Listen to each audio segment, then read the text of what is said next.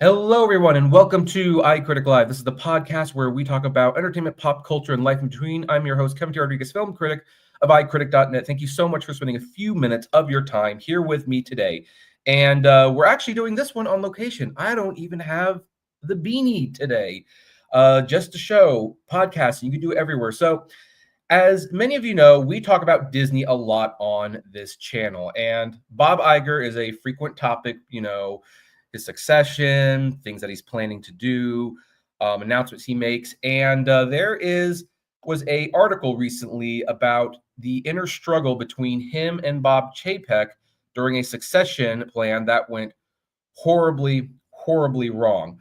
And I decided I wanted to talk to the man who not only wrote this article, but in my opinion, wrote one of the definitive books about Disney corporate culture next to Keys of the Magic Kingdom. He is also a lawyer and a Pulitzer Prize winner for real history books. So if you folks want to know how America works, read some of his stuff. James B. Stewart. Welcome, James. Hi, thanks for having me. Oh, you're welcome. So interestingly, I most recently I read this DisneyWar book when I was I think 14 years old. I think it was good for you. That's a big book for 14. It was, I believe, the first book of that kind that I had ever written. I had typically read comics and fantasy novels, but I was so interested in what was going on with the Michael Eisner drama that was going on, because he was very unpopular at the time, that I had to get that book. And even though it kind of ended on a cliffhanger because things hadn't quite got resolved, I thought it was very fascinating. Now, I reread it in a way through audiobook on Scribd during the pandemic. I listened to your book while I was working from home. Then I listened to Bob Iger's memoir. And interestingly, Bob Iger mentioned your book and said something along the lines of it was a very fascinating but largely inaccurate book. Now, I continue to listen to Bob Iger's memoir. And I think at one point I'm like, the weird thing about that comment is as this book goes along, you're actually kind of confirming most of the things that happened in DisneyWar, only you're not such a creep in your version of the story. So I don't know. I guess first question, what do you think of a comment like that? Well, it's funny that he said that, because I think, I don't know if Bob himself told me this, or someone close to him claimed that he never read DisneyWar. He said he never read it. And I didn't know whether I believed that or not. How could you resist if you were in there? But, again, first of all, I think it is accurate. And Eisner, who was, the CEO during most of the period covered by the book, was quite upset about the book and unleashed a team of lawyers and fact checkers to try to find errors in there. So there was an excerpt that ran of that book in the New Yorker. And, the New Yorker is famous for its fact checking. So the excerpt, not only had I been careful in doing the book in the first place, but the New Yorker fact checkers had checked everything in the excerpt. So then Disney came forward, led by Eisner, and said, oh, no, there's a big error in the New Yorker story. So they then sent this long thing, claiming this was an error. And I can go into chapter and verse on this, but your listeners probably aren't interested in all those details. But the bottom line was the fact checkers had checked it all, and the source of it had confirmed this. So it was not an error. That came to nothing. No error was ever alleged, even though, like I said, they had a team of people poring over that manuscript looking for errors. So number one, that's what I would say. But number two, with all due respect to Bob Iger, he's not the main character in the book. He's definitely a character, but he would not be in a position to know. A lot of things happened that I reported in the book that he wouldn't have any way of knowing whether it was true or not. I suspect he discovered a lot of things in there, including one of the most amazing things to me is that when my book came out and when Iger was finally displaced, there was a proxy fight led by Roy Disney. Mm-hmm. Eisner was in the process of trying to get rid of Iger. Eisner had already chopped off the heads of several designated successors, which made him indispensable. And he was doing it again.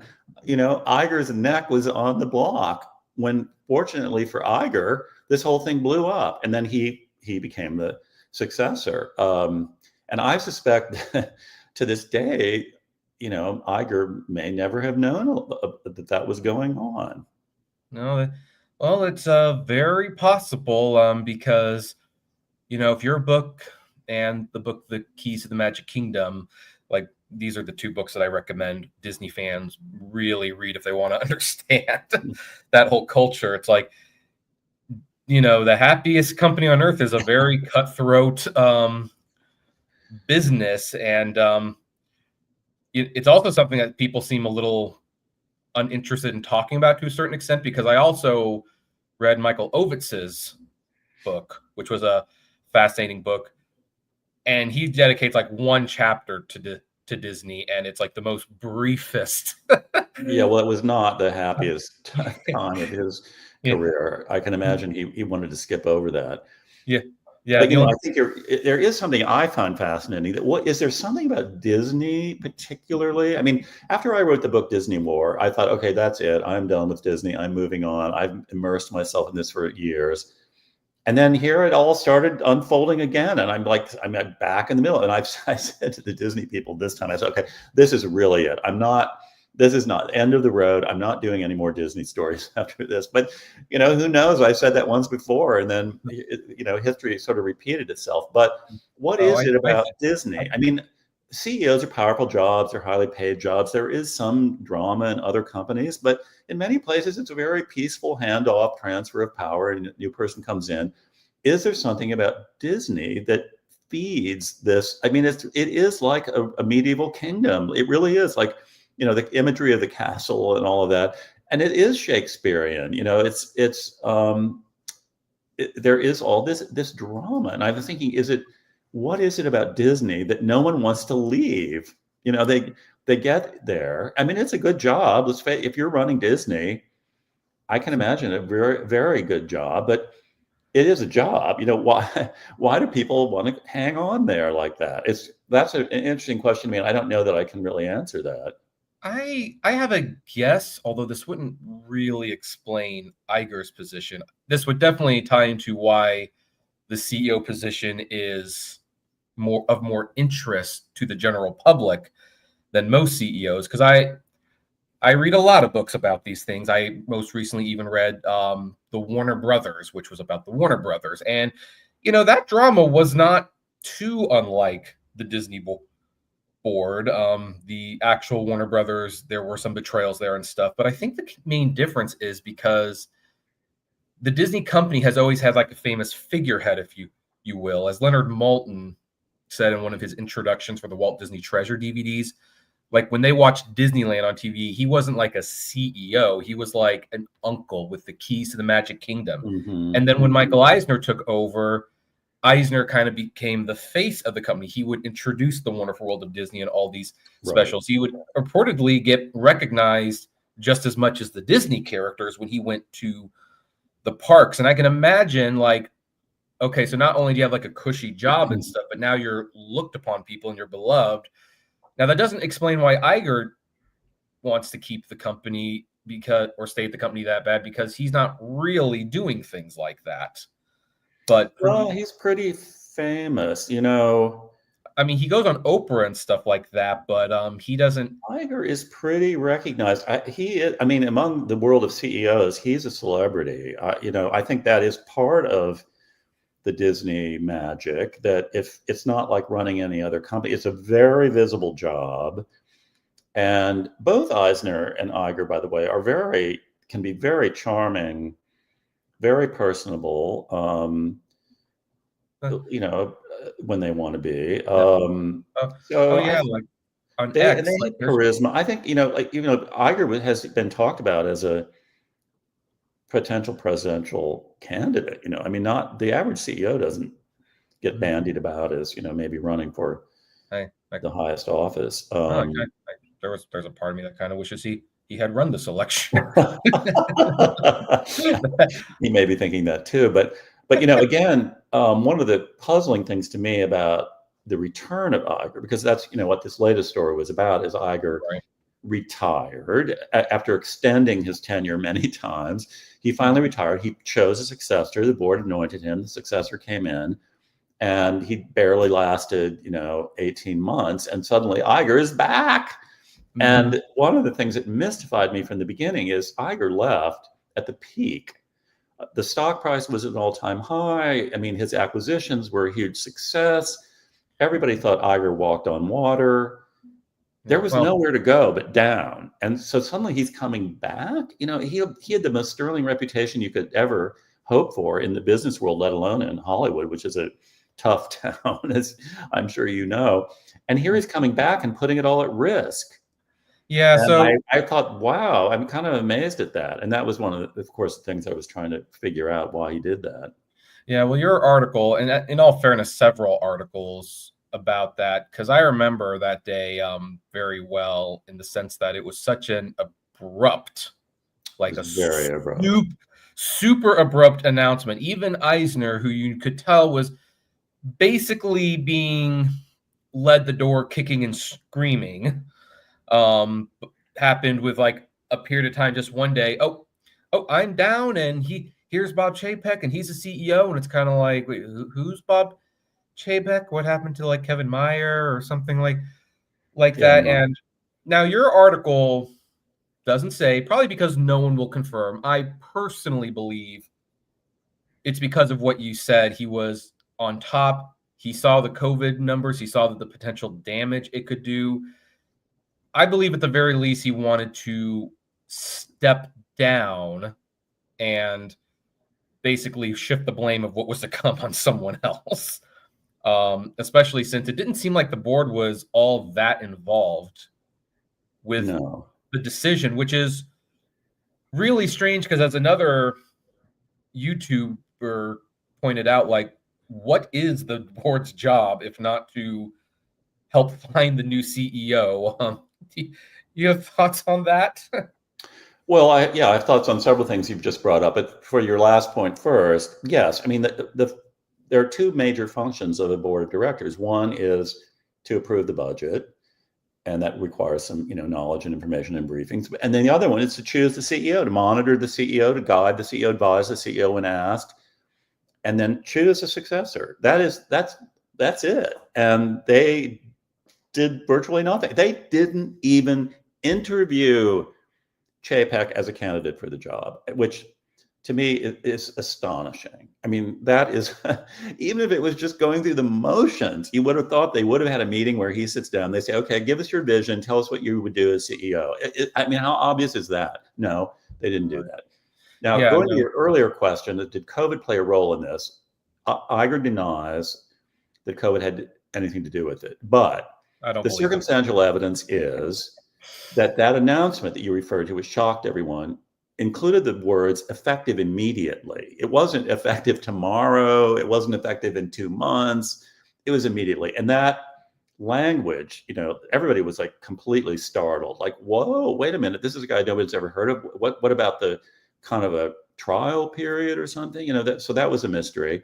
Then we do know that Iger got a briefing from the ABC News team on the COVID, on the global pandemic and its likely impact on America, which I was told by Disney sources proved to be incredibly accurate, including predicting the number of deaths from COVID in the first year in the United States.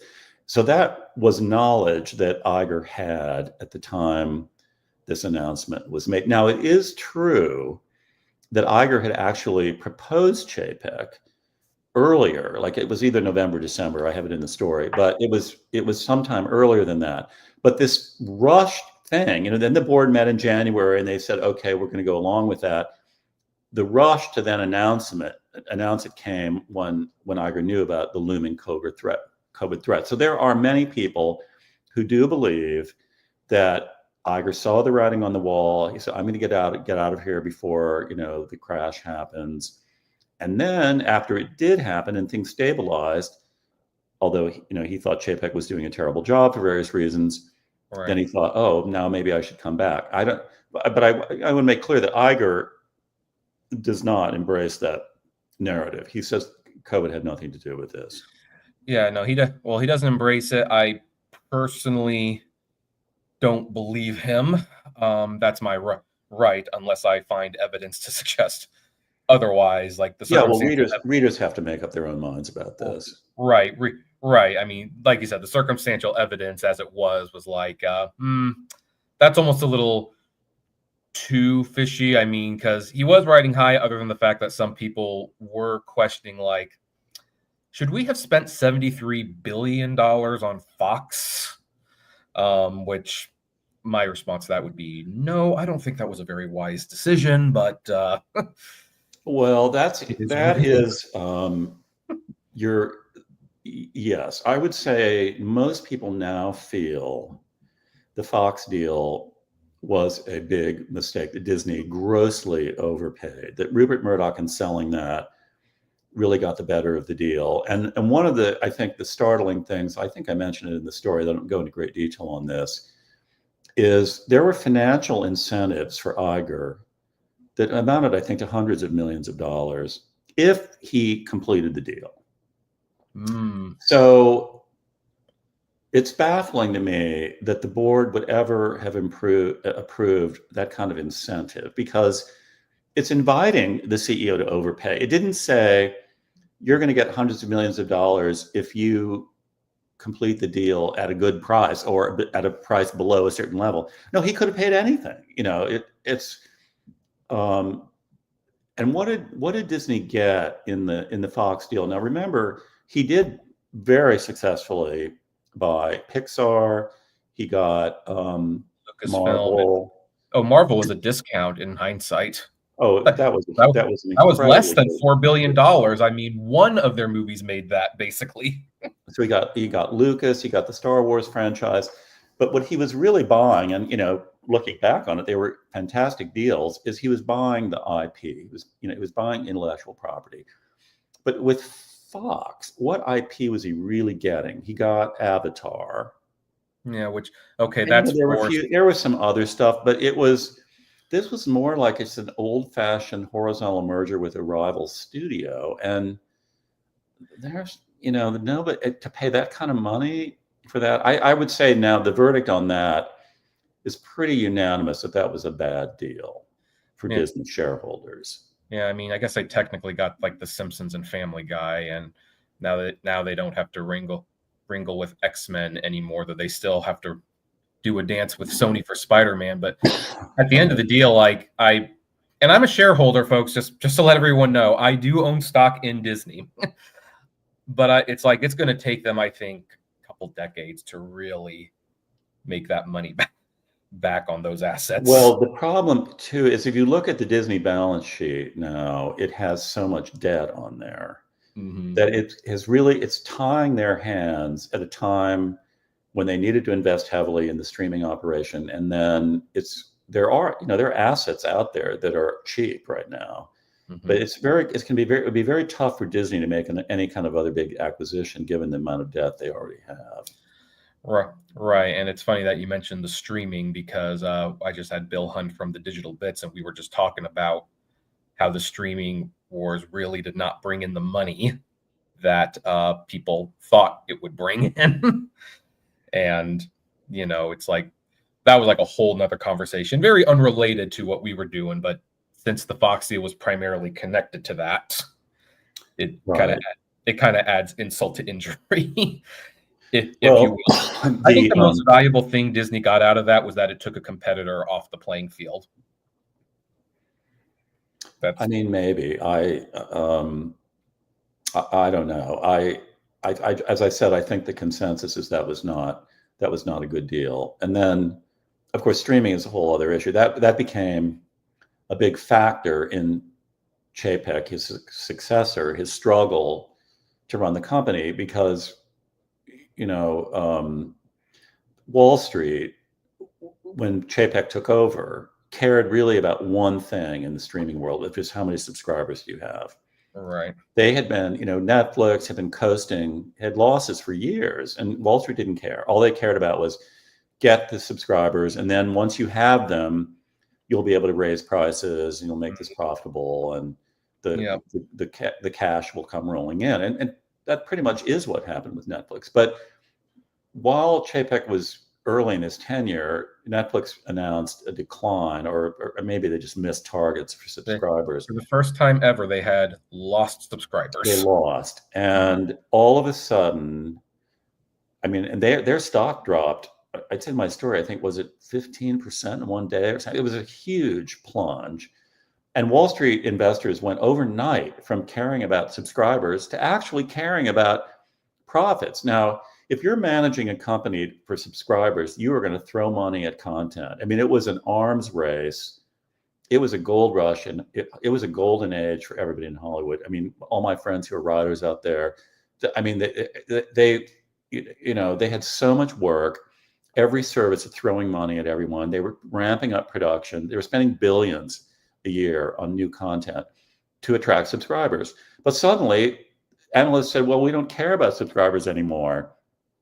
So then that spigot has been pretty much turned off. But you can't, turn on a dime once these things, are in the pipeline. Mm-hmm. So the losses, the early days of losses in this business for Disney were just enormous. I mean, I haven't tallied them all up, but they've lost many billion, I mean, well over $10 billion on the streaming operation. Oh yeah, and things like Hocus Pocus 2, which personally I hate Hocus Pocus, but my wife, it's one of my wife's favorite movies, so I am cursed to watch it every Halloween. For better or for worse, I suppose. That's the value you make. But I mean, there are people who did like internal research and said Disney potentially left a $500 million grossing film on the table. Like they just gave it away basically because the theaters were open at that point and people would have paid to see it. Well, another problem that came with this push for content at all costs and getting new subscribers is, and I think Iger has acknowledged this since his return, they had too much stuff in production to manage.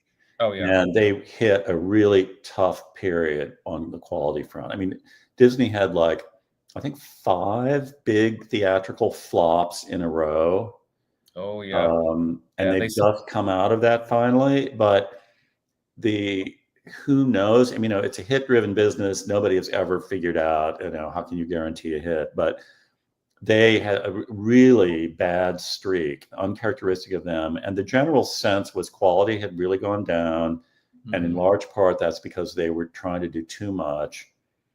And they weren't getting the attention and the care that they needed to put out really, first-class entertainment. Now they have rebounded, In and Out 2 has been. They've done a little better this year, that's for sure. They've been doing better. They've had some big hits. Mm-hmm. That's the jury's still kind of out on what's in the pipeline and how that's gonna turn out on the creative front. But that was another problem with this arms race to just churn out content.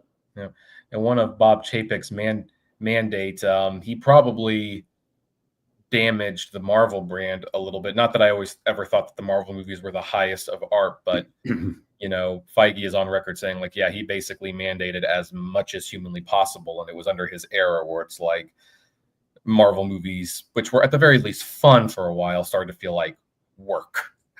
Well, in fairness to Chapek, though, those movies were put in production before he became the CEO. And not that was on Iger, those movies. The pipeline is so long that we're not going to see the Chapek movies for another year or two. Mm-hmm. Yeah, so that went back before. That was before Chapek. Some of those things. Mm-hmm. Yeah. Well, yeah. In all fairness, because some people don't realize that. Yeah, the boat's kind of like the Titanic. It's slow. It's very slow. I mean, it takes years for these things to go from getting the green light to finally showing up on a screen. Mm-hmm. Yeah, that's actually one of the reasons why, on a side note, I believe most presidents should have 2 terms, because you don't really start seeing the effects of some of their plans until. But again, that's a different story. So, but I'll tell you somewhere where Chapek did stumble badly. Yes, related to this is, so the pandemic hit and they're moving to streaming. Theatrical was, dead. Nobody was going to the movie theaters, but they had these big movies sitting there. And one big prominent example was Black Widow with Scarlett Johansson. Oh yeah.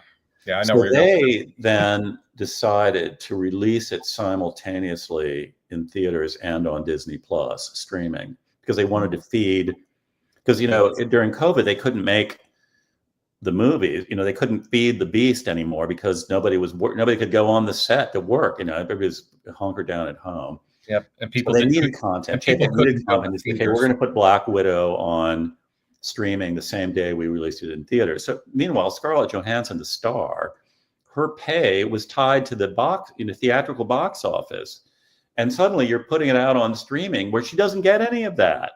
Right. That the contract was written before they even knew there was going to be a simultaneous release. So she went crazy, and that was badly managed at Disney. I mean, you've got to get the star happy. Yeah. So she ended up suing them, and then they had to settle that, and that was a huge black eye because the creative community went crazy. They were enraged that Disney did that. But what's referencing your article, because you do talk about that in this article. By the way, folks, I went to see it in theaters.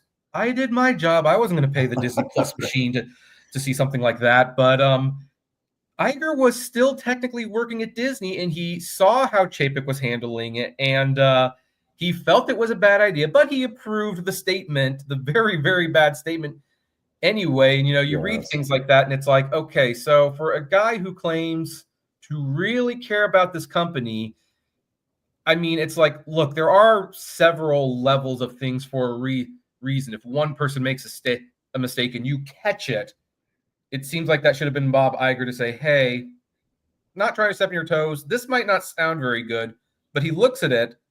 It's like, this reads badly. It's probably going to be bad, but oh, well, send it out.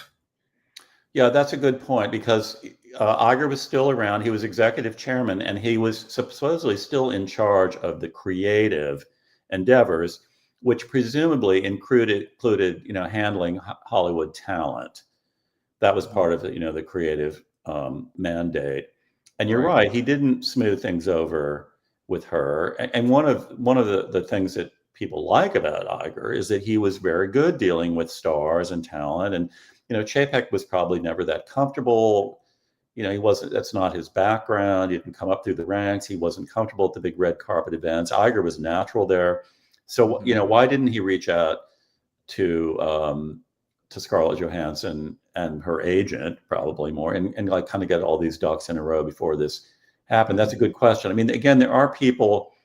Again, a big point of the story is, to what extent was Iger consciously or unconsciously sabotaging Chapek from the day he got the job? I mean, that is a recurring theme in this story. There's no question that Iger decided very early that he'd made a mistake, and then proceeded to undermine his successor.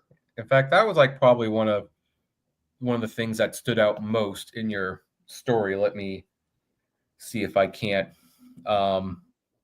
bring it up here.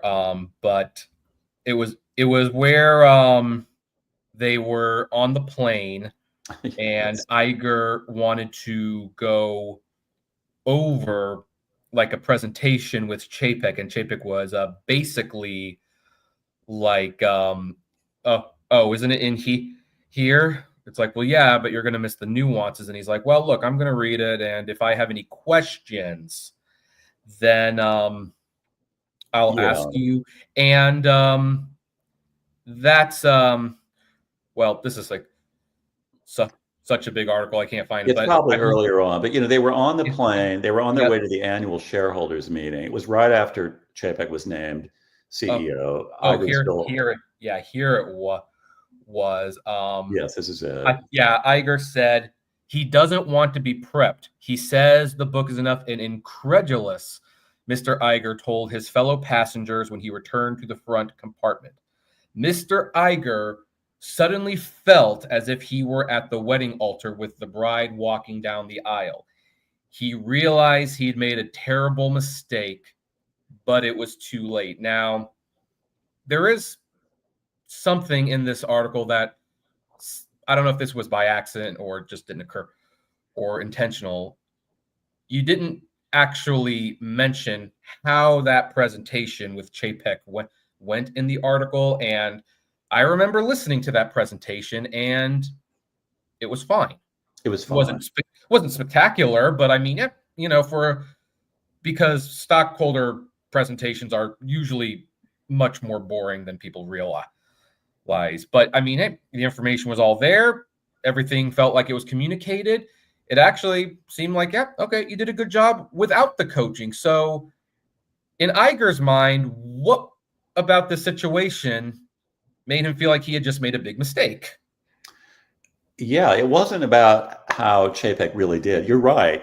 He was fine. Nothing untoward happened at that meeting.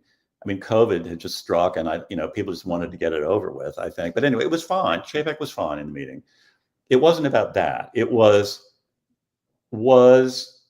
Chapek going to be Iger's lapdog, basically? I mean, was Chapek going to do whatever Iger told him to do? In other words, Iger says, let's get together and go over the briefing book.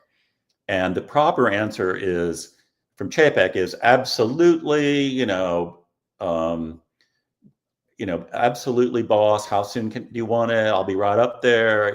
What do you want to say? But he said no. He defied him. That's what it's really all about. Again, I'm not a psychologist. I sometimes think I should have majored in psychology if you're going to turn into a journalist. But this was about who's the alpha male here. Well, in title, at the very least, Chapek was the alpha male at the title. Exactly. I mean, he gets the title of CEO, and oh my God, he actually thought he was the CEO. Was that his fatal error? Maybe, because no, he was still supposed to be subservient. I mean, Iger was so used to, Chapek fawning over him and, being obsequious. It was a shock, I think, when what he says, come up and go over the book. And he says, no, I'll stay back here and do my studying here. And by the way, the reason he said that is they had started going over the book in the front of the plane, but Iger kept going off on tangents, like pulling out his iPad and saying, oh, have you seen pictures of my new boat? And changing the subject. And it was driving Chapek crazy. He's not, he should have, I guess with benefit of hindsight, he just should have let it go. And however, that was fine. But Chapek was nervous. He was going to be doing his first big thing in front of shareholders, and he wanted to be prepared. And then Iger wanted to talk about his yacht. Right. So that he went to the back of the plane to study the book, and then he wouldn't come back. And that really, it doesn't seem like such a big deal, but it was over. It was over for Iger and Chapek. That was it. Yeah. Well, definitely like a correspondence I see between this article and the DisneyWar book is how these executives who all make way more money than you and I will ever make. They're in charge of these big decisions, and how it's like they almost act like children with some of these things. Like, I mean, when like the arguments that like Eisner had with Ovitz and Ovitz. Well, that was a great story because Ovitz was supposedly Eisner's best friend. Best friend in the world, and then he eviscerated him. And I thought, oh my God, if he's your best friend, what would you do to somebody else? I mean, that went nowhere. But again, I think these stories, like the Disney stories, they're ultimately about human nature and why people behave the way they do. Like you say, well, they're behaving like children. We all have, I guess, some of these kind of like primal needs and urges, and it plays out even as adults. It's just here, it's on a stage that's, hugely important, enormous financial and cultural impact on the country with a lot at stake. And yet it is kind of like being back in junior high around the executive dining room. Yep. Now, now Iger has extended his contract to 2026, which is really not that far off. We're almost to 2025. Right. And this time the board seems quite serious in actually doing this properly. They even brought in a guy specifically to oversee the process. In your experience, does this mean we can? They're even looking outside of Disney potentially for another. They say they are. They say they are. So, do you have, from your experience, more confidence that maybe the succession plan will go smoothly? Because I'm going to have to say, reading your DisneyWar book, it kind of seems like the successful succession of Bob Iger was kind of an accident that thankfully worked out. I don't think that was vetted as well as it should have been either. Yeah, I think the signs are pretty good. It's not going to be just rubber stamping whoever Iger wants. That clearly is not going to happen again. They went down that path. It was a disaster. So especially since he didn't want to replaced. They have a new executive chairman now of the board who is relatively new on the board. He ran Morgan Stanley. He did a very good job of succession there. He's not a captive of any of existing management, so he's going to bring an independent and fresh eye to the whole process. So I think that is healthy. One of the questions is, what role will Iger play on this? Will Iger try to stay on the board? Will he still be playing some kind of role? I think he'll try. I don't have a crystal ball, so I don't know. But I think we're going to see a very different and more professional process this time around. Mm-hmm. Yeah. I personally think he's going to try because I think he's I think he got addicted to that power. I think he likes being in charge because and before he was CEO of Disney, he was the head of ABC. So he's there's not been too many times in his life where people have not been under his command. Mm-hmm. I remember when Eisner came in, he came from the outside. So it's not it could be someone from the outside. And then also there's some ex-Disney executives out there. Tom Staggs was the designated successor for a while under Iger, and then Iger decided he didn't want to leave, so he got rid of him. But he was very popular, well liked, and had a very broad range of experience at the company. I always felt there's rising talent in Hollywood. Some names have been bandied about. Maybe an outsider would bring a fresh eye and a fresh vision to what's happening there. Yeah, but I will say, in defense of Iger, streaming showed a profit this quarter. Things have stabilized, financially. I mean, you're a shareholder. I can't own shares in anything I read about, but the stock has done better recently after a very tough period. So, things are actually looking, pretty stable there at the moment. Yeah. Oh, there's an interesting random question. As a podcaster and film critic who writes about these movie studios and talks about these movie studios, is it a conflict of interest that I have stock in these companies? No, I think it all that really matters is that you disclose that. Okay. I try to do that whenever I can. If you were secretly owning the stock and then plugging it or something, that would raise questions. I used to write a financial column years ago, and I would own some of the stocks that I wrote about, and I disclosed that. That was the whole point of the column. My message was, look, if I really believe in this, I'm going to put my own money behind it. So you as a reader know I'm just not throwing this advice out out there. I'm actually putting my money where my mouth is. And I thought that was a virtue. But the key thing was disclosure, being transparent. Now I work at the New York Times, so they have a rule that you can't do that. And I comply with that. I don't own any individual stocks. Okay. Well, that's an interesting, didn't know that at the New York Times. So awesome. Well, what I would actually like to see happen? I'd actually kind of like to see almost co-CEOs come in, like the way Walt and Roy worked and the way Frank and Eisner worked. Historically, that always seems to be creatively and financially when the companies work best, when you have someone who's primarily there to work with the talent and everything, and then you have the other guy who's there to work the business aspect. Well, Netflix has co-CEOs, and they've been quite successful. Yeah. I think that has been on the table as a possibility. There are 4 internal candidates. But none of the internal candidates has the obvious experience to run the whole operation. So there has been talk that maybe 2 of them could, kind of would have the experience to do that. I don't know if that's I'm not in a position to say that's a good idea or not. I mean, Right. Disney's never had co-CEOs. Right. Right. I mean, and I'm just speculating. I mean, obviously, I'm not I'm not on the board. That's I like the idea of like a Dana Walden or a Kevin Meyer. I like Josh D'Amaro, but I don't. He runs theme parks, and there's been some complaints about the theme parks recently. So it's like I don't know if I want him running the whole company. Mm-hmm. So that's one of the things with Disney. It's just such a big organization. It's like, I mean, all these Disney fans, they always factor on a single thing that they like about the company, whether it's the legacy stuff or the Marvel stuff or the Star Wars stuff. And it's like, guys, if you're the CEO, you've also got to think about like ESPN. Like, I mean, do any of you guys, like, not you, but like when they say I could be a CEO, like, do any of you know anything about sports? Yeah, the ESPN is a big part of their business, and the theme parks lately, not this most recent quarter, but the quarter before that, accounted for 70% of the company's total profit.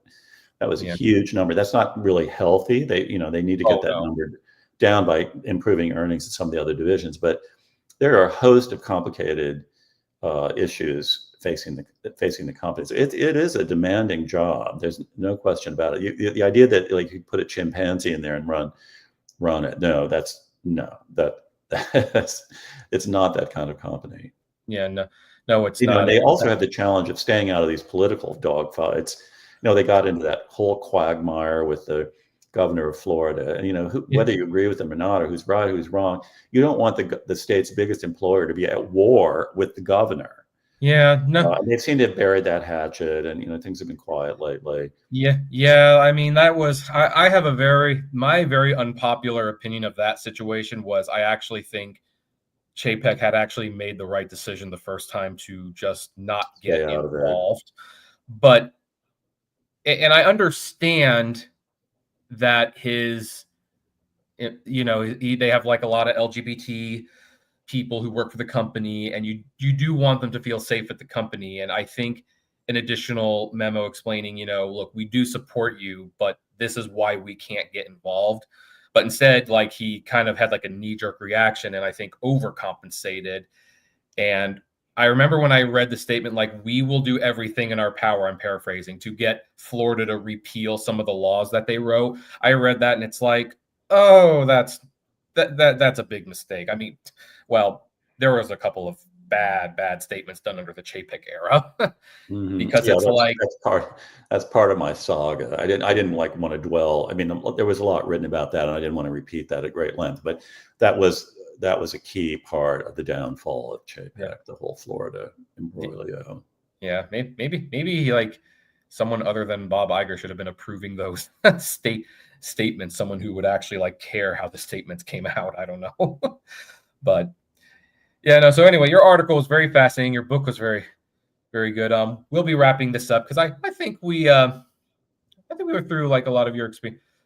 Actually, there was something I did want to ask. Like, what was it like spending so much time with Michael Eisner and kind of walking around like the company? Like, aside from how he was portrayed as like a wannabe king who didn't necessarily want to give up his throne, like, right, what was the man like? Like, how did his job seem like? Like, what did you learn by walking around with a CEO of one of the biggest corporations in the world?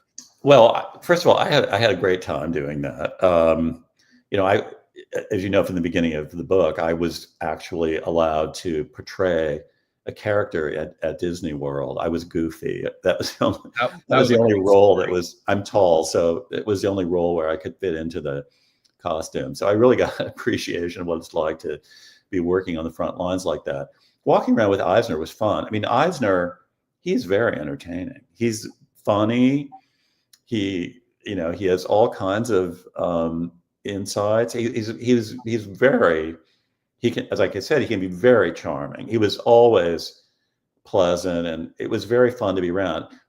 But he would tell me things like a lot of times the PR person would be there, but then sometimes the PR person wouldn't be there. And then he'd tell me all these things. that the PR person would have probably have just died, would have stopped him or something. But he told me a lot of stuff, Then in the fact checking, so they recorded all of our conversations.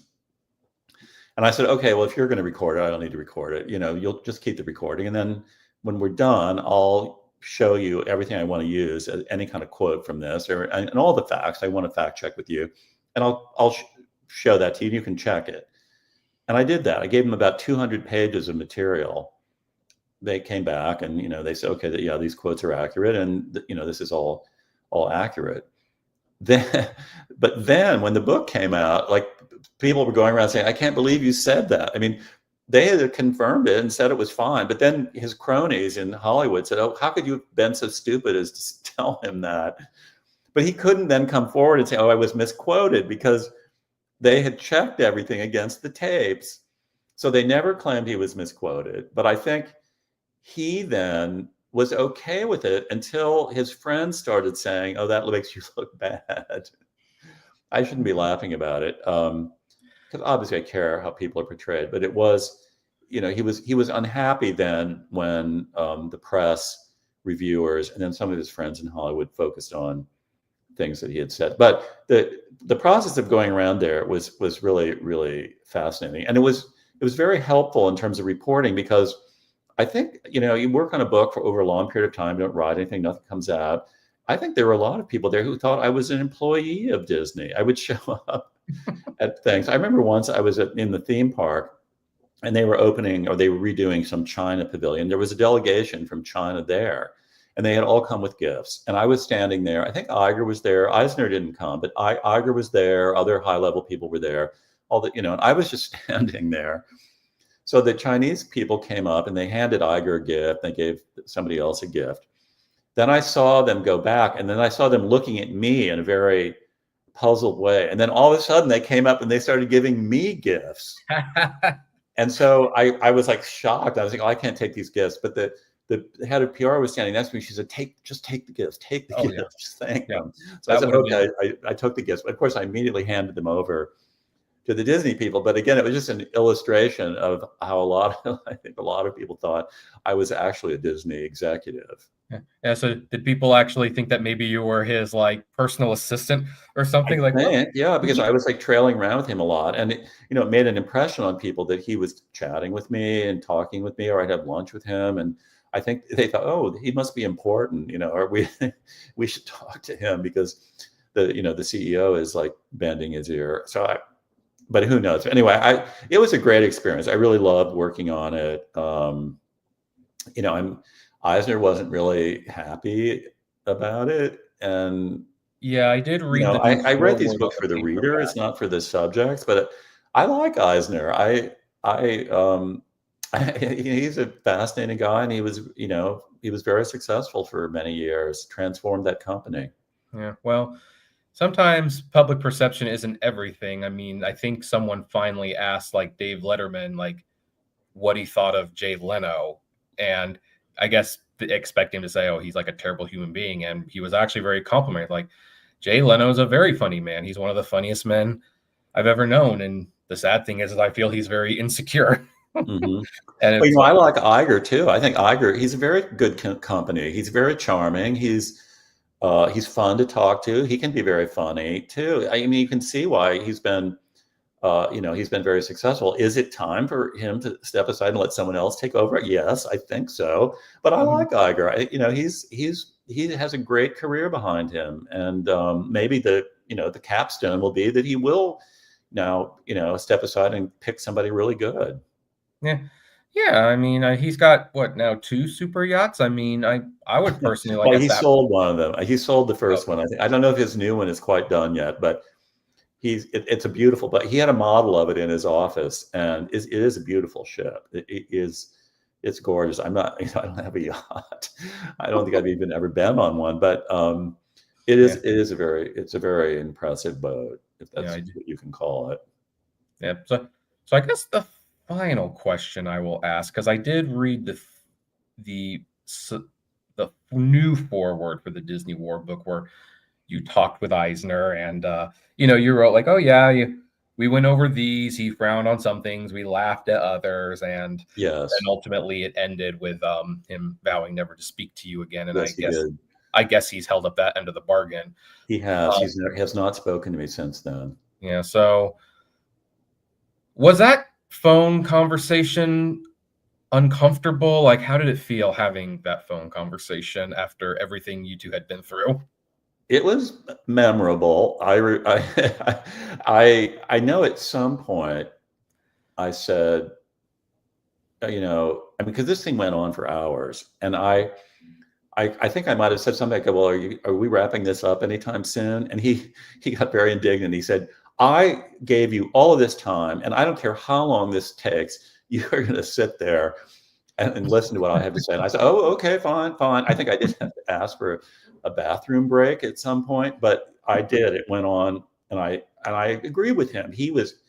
I owed that to him, and he went over that thing line by line, the entire book manuscript, which in manuscript form I think was 700 or 800 pages. So there was a lot of material. The book itself was over 500. But like I said, what was more surprising, it wasn't that he was so mad at me or anything like that, but it was he'd look at some stuff and say, "Oh yeah, that's right, that happened," and then and as I said, we were laughing about some of these incidents, and so it was fine. I mean, I firmly believe that my obligation as a journalist to the subject of a story and the sources of the story is to listen to them even after the thing has come out. And if there's an error, admit it. Nobody's perfect. I've made mistakes. I've had corrections. I'll make the correction. I own that.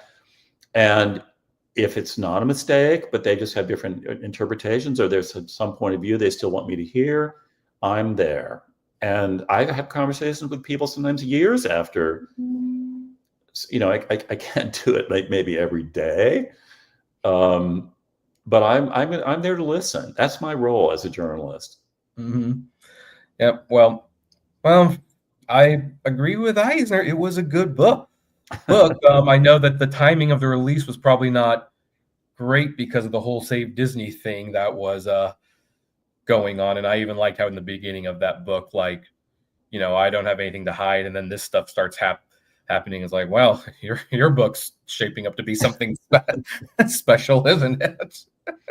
so well, I appreciate your interest, and it has lived on. I mean, the Disney book, I'm happy to say, still sells a fair number. So I guess people still find it relevant. I guess that'll be my real final question. Are you surprised that the book is still being read and resonated by people, even though almost all of the players, Bob Iger exception, aren't there anymore? Katzenberg isn't there anymore. Disney is gone. Like, are you surprised people still read it the way that they do? Well, I guess I'm more pleased. I mean, when I pick a subject for a book, I like to think it has meaning and relevance. It goes beyond the news. In other words, this isn't just a summation of things that just happened that won't be irrelevant.